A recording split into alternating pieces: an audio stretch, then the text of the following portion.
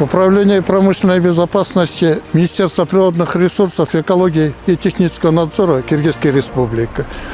Проведено совместный рейд государственной инспекцией МВД, пожарной службой, рейд по незаконной реализации сжиженного углеводородного газа. В ходе рейда выявлены точки, даны предписания, виновники нарушений были отштрафованы в административном порядке.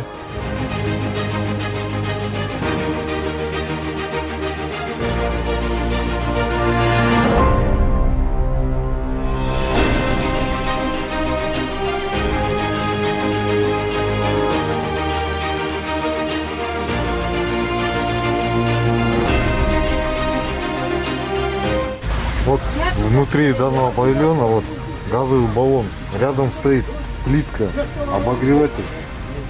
Какая безопасность здесь? Вон щит открытый. Внутри вот здесь, слышишь, проводка. Ты через сколько будешь?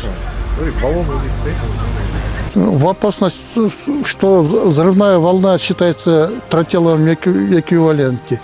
Вдруг, если что, взорвется, рядом стоящее здание все может снести ударной волной. У них нет разрешения на продажу, во-первых. Для продажи должны быть соответствующие документы. Отвод земли должен быть, заключение должен быть. Все на основании законодательства Киргизской Республики.